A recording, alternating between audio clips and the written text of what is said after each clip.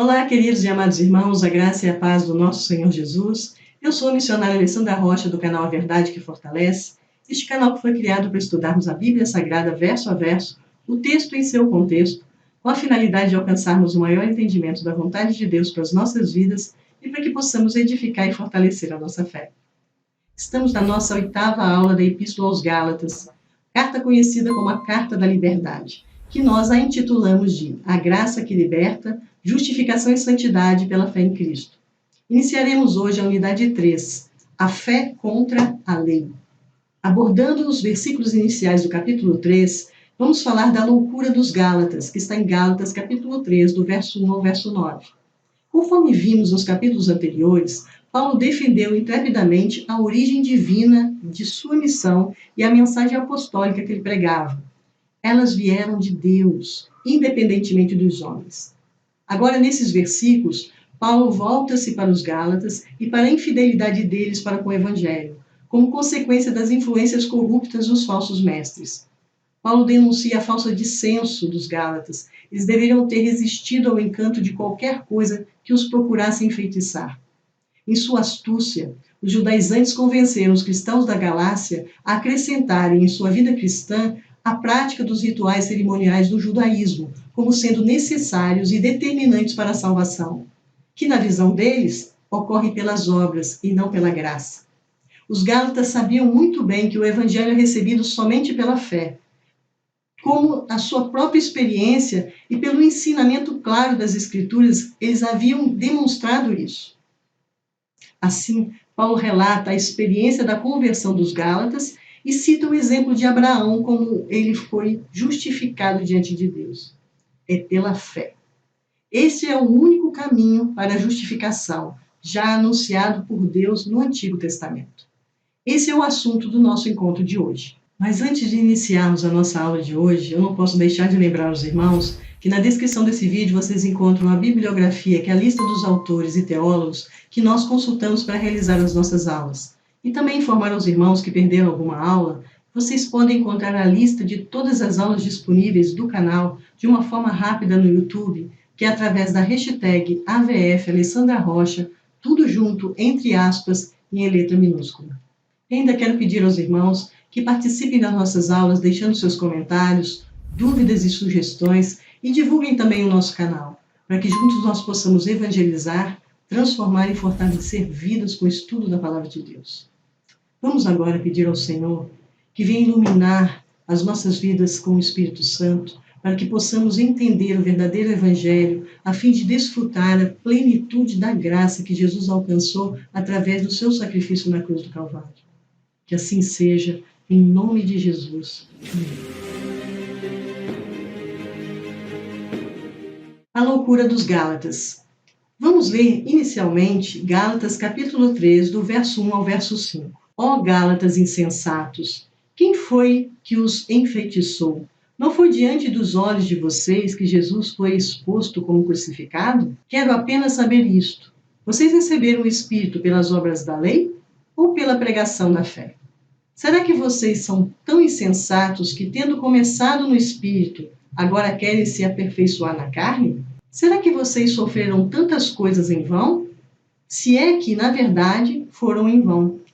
Aquele que lhes concedeu o Espírito e que opera milagres entre vocês, será que ele o faz pelas obras da lei ou pela pregação da fé? Vamos entender esses versículos. Em Gálatas, capítulo 3, do verso 1 ao verso 5, vimos a experiência dos Gálatas.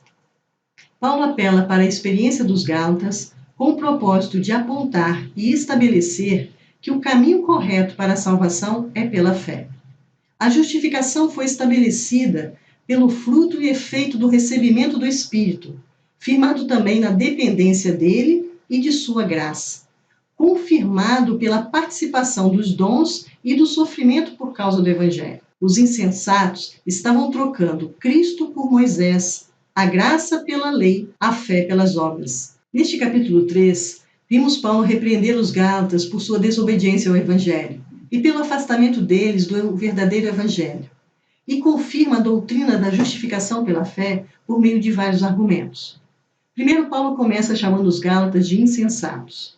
Eles deviam estar fascinados vítimas de uma feitiçaria, porque depois de ter sido pregado a eles o Evangelho, de terem aceitado a Cristo, descido sobre eles o poder do Espírito Santo, experimentado do dom do Espírito, agora eles mudaram de entendimento. Os Gálatas não se rebelaram contra o Evangelho genuíno à toa. Houve uma ação orquestrada de Satanás no intuito de promover seus enganos. Para tanto, Satanás usou os mestres judaizantes. Esses possuíam conhecimentos e habilidades para convencer, mas usavam as suas técnicas de retórica a serviço do reino das trevas. Hoje em dia, essa prática ainda persiste. É ainda sedutora a ideia que esses mestres pregam de que devem ser acrescentados à fé em Cristo os rituais mosaicos. É como se o evangelho puro e simples não bastasse. Era preciso enfeitá-lo. Na tentativa de suplementar o evangelho, muitos ainda pregam hoje práticas estranhas, como o uso de sal grosso, galho de arruda, copo de água, rituais evangélicos de quebra de maldição, a exigência aos membros de sacrifícios para serem abençoados. Entre outras coisas, a criatividade é grande. De modo nenhum, a justificação foi baseada pelos sacrifícios pessoais, na guarda da lei, na circuncisão, como um esforço de carne. Paulo cita os Gálatas que eles até sofreram pelo Evangelho, por terem experimentado a obra ativa do Espírito, que é a obra de milagres. E essa presença nos corações deles, todo esse poder que eles experimentaram, tudo não dependia de obras, e não depende até hoje de obras, mas da pregação da fé, da aceitação pela fé na mensagem do Evangelho, mensagem de Cristo pregado na cruz. Paulo apresentou a Cristo, o Cristo ressuscitado, o Cristo crucificado. A sua exposição havia sido tão clara que para eles é como se estivessem enxergando o próprio Cristo na cruz. Agora, esses mesmos crentes estavam sendo levados pela mentira de antigos padrões rituais e cerimoniais mosaicos, inferiores e impotentes. Não tinham o poder de salvar. Estavam invalidando a aliança de Cristo. Hoje acontece a mesma coisa. Veja, eu quero esclarecer uma coisa. Os crentes desertores, os Gálatas, eles não perderam a sua salvação, mas perderam a alegria e a liberdade produzida por ela. Retrocederam a enganos, a incertezas, a escravidão do legalismo autoimposto. E ainda estavam em Cristo. Eles eram justificados para com Deus, mas praticamente não viviam em conformidade com a verdade pela qual se tornaram justos. Substituíram por uma forma de religião. Eles não tinham o poder, a alegria da plenitude da vida em Cristo, que eles aproveitavam anteriormente, eles abriram mão disso. E hoje em dia, o engano faz com que muitos cristãos não desfrutem da plenitude da graça de Deus. Por quê? Porque permitiram ser enganados. Esses crentes lançavam aos incrédulos que estavam ao seu redor um pensamento de que o cristianismo era uma questão de lei e não de fé. Eles roubaram de si mesmos a plenitude da bênção de Deus e corriam o risco de roubar ao mundo o conhecimento de um único caminho de salvação. Isso acontece hoje em dia. Por isso é que Paulo relembra a experiência com o Senhor Jesus Cristo, a experiência com o Espírito Santo, com Deus Pai, para fazê-los trazer a lucidez, que estas são evidências inquestionáveis de que foram graciosamente aceitos por Deus mediante a fé pessoal na perfeita e completa obra de Cristo, independente de qualquer complemento humano. Aí Paulo menciona, mais uma vez, uma forma fácil de captar a ideia de que a plenitude é pela fé, quando nós encarnamos isso num exemplo de uma pessoa. Aí Paulo cita Abraão como o homem que era a encarnação da fé. Vamos ver. Vamos ler Gálatas, capítulo 3, do verso 6 ao verso 9. É o caso de Abraão, que creu em Deus, e isso lhe foi atribuído para a justiça. Saibam, portanto, que os que têm fé é que são filhos de Abraão. Pela fé, anunciou o evangelho a Abraão, dizendo: Em você serão abençoados todos os povos, de modo que os que têm fé são abençoados com o crente Abraão. Vamos entender esses versos. Aqui vimos o argumento das Escrituras. Paulo faz alusão a Abraão, o reverenciado patriarca, exemplo de fé, justificado pela fé. Só aqueles que tinham uma fé igual a essa eram verdadeiramente abençoados por Deus e filhos de Abraão. A fé de Abraão em Deus foi a base do concerto que fez com Deus. E esta fé lhe foi imputada como justiça. Vemos isso em Gênesis, capítulo 12, do verso 1 ao verso 3, e Gênesis, capítulo 15, verso 6. Vamos dar uma lida? O Senhor disse a Abraão: saia da sua terra, da sua parentela e da casa de seu pai, e vai para a terra que lhe mostrarei. Farei de você uma grande nação, e o abençoarei, e engrandecerei o seu nome. Seja uma bênção. Abençoarei aqueles que abençoarem, e creu no Senhor, e isso lhe foi atribuído para a justiça. Agora, a circuncisão, ela foi adicionada depois do selo do concerto. Vimos isso em Gênesis, capítulo 17, do verso 2, e Gênesis, capítulo 17, do verso 7 ao verso 10. Vamos dar uma lida também. E farei uma aliança entre mim e você, e darei a você uma descendência muito numerosa. Estabelecerei uma aliança entre mim e você e a sua descendência no decurso das suas gerações. Aliança perpétua, para ser o seu Deus e o Deus da sua descendência. Darei a você e à sua descendência a terra onde agora você é estrangeiro, toda a terra de Canaã, como propriedade perpétua, e serei o Deus deles. Deus disse ainda a Abraão: guarde a minha aliança, você e a sua descendência no decurso das suas gerações. Esta é a aliança que vocês guardarão entre mim e vocês e a sua descendência. Todos do sexo masculino que estão no meio de vocês deverão ser circuncidados. Os gálatas viam por experiência própria que a salvação é pela fé e não pelas obras da lei. Paulo ratifica e prova isso com a ilustração de Abraão. Não se pode ignorar que Abraão creu e isso lhe foi imputado como justiça. Quando Deus prometeu a Abraão que dele faria uma grande nação, com descendentes tão numerosos quanto as estrelas dos céus, Abraão teve fé em Deus, embora esta promessa fosse uma impossibilidade humana. Sua fé foi a base do concerto que fez com Deus. E esta fé foi imputada como justiça. A circuncisão foi adicionada depois como um selo do concerto. A observação importante que Paulo faz aqui é que a base para que Abraão fosse aceito por Deus foi a fé, não a circuncisão. É como na nova aliança. Todos nós que aceitamos o Senhor Jesus como o Senhor e Salvador da nossa vida, nós somos selados com o Espírito Santo. O Espírito Santo é o selo do concerto. Paulo fala que os verdadeiros filhos de Abraão, que herdaram a bênção da promessa à sua descendência, não são de sua posteridade física, os judeus, mas de sua descendência espiritual, homens e mulheres que partilham da mesma fé, os cristãos, os crentes cristãos. Tudo isso Paulo diz que os gálatas já deveriam saber.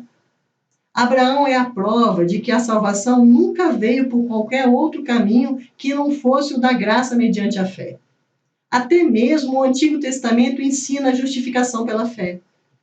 Nunca deveriam ter sido insensatos, jamais deveriam ter se colocado sob o feitiço dos falsos mestres. Eles deveriam ter percebido que os judaizantes estavam contradizendo o evangelho da justificação somente pela fé. Deveriam saber, como nós também devemos saber, que a partir das nossas próprias experiências e da experiência da Escritura Sagrada, nós devemos comprovar e testar todas as teorias e doutrinas dos homens com o Evangelho de Cristo crucificado. Abraão foi um crente no sentido de ser cheio de fé.